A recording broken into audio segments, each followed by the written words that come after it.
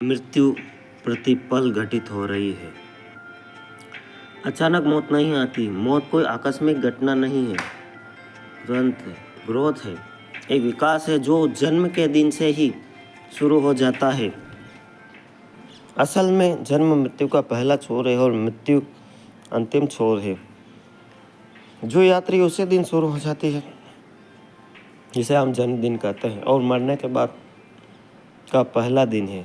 यात्रा वक्त लगेगा लेकिन चल पड़े, जैसे कोई आदमी द्वारका से चल पड़े कलकत्ते के लिए, और जो पहला कदम उठाएगा वह भी कलकत्ते के लिए उठाया जा रहा है। अंतिम कदम उठाएगा तो कलकत्ते के लिए उठाया जा रहा है, और अंतिम कदम जितना कलकत्ते में पहुंचाएगा उतना पहला कदम भी पहुंचा रहा है। और अगर पहला नहीं पहुंचाएगा तो अंतिम कभी पहुंचा नहीं सकता। यानी जब मैंने द्वारका से कोलकाता चलने के लिए पहला कदम उठाया तब मैं कोलकाता पहुंचने लगा।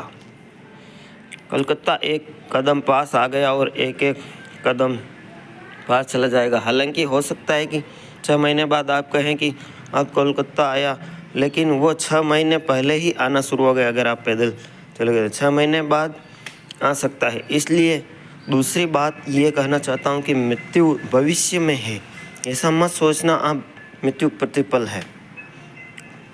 और भविष्य क्या है? हमारे सारे वर्तमान का जोड़। हम जोड़ते चले जाते हैं, जोड़ते जा रहे हैं।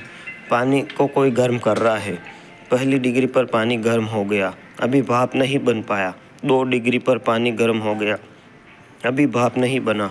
भाप तो 100 डिग्री पर बनेगा, लेकिन पहली डिग्री पर भी भाप बनने के करीब पहुंचने लगा। दूसरी डिग्री पर भी, तीसरी डिग्री पर भी वो प्रक्रिया शुरू हो गई है। 100 डिग्री पर ही भाप बनेगा। लेकिन क्या आपने ख्याल किया है कि 100 डिग्री एक ही डिग्री है, पहली डिग्री भी एक ही डिग्री थी। 99 से 100 तक जो यात्रा करनी पड़ती है वही यात्रा 1 से 2 तक करनी पड़ती है, उसमें कोई फ़र्क नहीं है। इसलिए जो जानता है वो पहली डिग्री पर ही कहेगा कि सावधान, पानी भाप बन जाएगा। हालांकि कहीं पानी भाप बनता हुआ दिखाई नहीं पड़ता। हम कहेंगे सिर्फ पानी गर्म हो रहा है, भाप कहाँ बनता है। 99 डिग्री तक हम अपने को धोखा दे सकते हैं कि पानी अभी भाप नहीं बन रहा, लेकिन 100 डिग्री पर पानी भाप बनेगा। हर डिग्री को करीब लाते चली जाएगी। इसलिए मृत्यु भविष्य में है, ऐसा कहकर बचने की, पोस्टपोन करने की कोशिश करनी व्यर्थ है। सो कहते हैं मृत्यु प्रतिपल है, हम रोज़ ही मर रहे हैं। असल में जिसको हम जीना कह रहे हैं वह और मरने में कोई फ़र्क नहीं है। हम जिसको जीना कह रहे हैं वह धीरे धीरे मरने का नाम है। मैं नहीं कहता कि भविष्य के लिए सोचें, लेकिन जो भी हो रहा है उसे देखें, और सोचने के लिए भी नहीं कहता। उन मित्रों से पूछो कि मृत्यु के संबंध में क्या सोचे। मैं नहीं कहता सोचे, सोच आप कुछ जान भी ना पाएंगे। यह ध्यान रहे कि सोचने से किसी भी तथ्य को कभी नहीं जाना जा सकता। असल में सोचने की तरकीब तथ्यों को जुटलाने की तरकीब।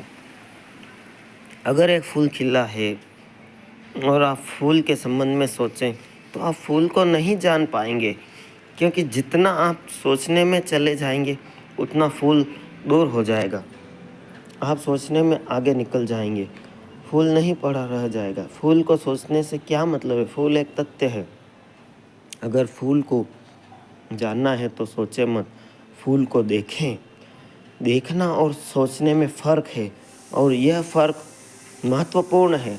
पश्चिम सोचने को बड़ा जोर देता है, इसलिए उन्होंने अपने विचार शास्त्र को फिलोसॉफी का नाम दिया है। फिलोसॉफी का मतलब है विचार। हमने अपने सोचने के शास्त्र को दर्शन का नाम दिया है। दर्शन का अर्थ है देखना, दर्शन का अर्थ है सोचना नहीं। यह ज़रा समझने जैसी बात है। हमने दर्शन कहा है, उन्होंने फिलोसॉफी कहा है। इसलिए बुनियादी फ़र्क, जो लोग फिलोसॉफी और दर्शन को पर्यायवाची कहते हैं उन्हें कुछ भी पता नहीं। यह दोनों पर्यायवाची नहीं है। इसलिए इंडियन फिलोसॉफी जैसा कोई चीज़ नहीं है। और पाश्चात्य दर्शन जैसी कोई चीज़ नहीं है। पश्चिम में जो विचार शास्त्र है, मीमांसा है, तर्क है, विश्लेषण है, पूर्व में एक और फिक्र की है। पूर्व ने यह अनुभव किया है कि कुछ तथ्यों को सोचने से जाना नहीं जा सकता, तथ्यों को देखना पड़ेगा, जीना पड़ेगा। जीना और देखने में बहुत फ़र्क है। एक आदमी प्रेम के संबंध में सोचता है तो हो सकता है कि प्रेम के ऊपर शास्त्र लिख सके, लेकिन प्रेमी प्रेम को जीता है, देखता है, तो हो सकता है शास्त्र ना लिख सके। प्रेमी से अगर कोई पूछने जाए कि प्रेम के संबंध में कुछ कहो तो शायद आंखें उसकी बंद हो जाए, आंसू बहने लगे और वो कहे मत कहो मत कहो। कैसे कह सकता हूँ, मत पूछो प्रेम के संबंध में क्या कह सकता हूँ। और जिसने प्रेम पर सोचा है वो प्रेम पर घंटों समझाए, लेकिन प्रेम के कण भर का भी उसे पता ना हो। सोचना और देखना दो विभिन्न प्रतिक्रियाएं। तो मैं कह रहा हूँ कि मृत्यु के संबंध में सोचेंगे तो आप मृत्यु को कभी न जान सकेंगे।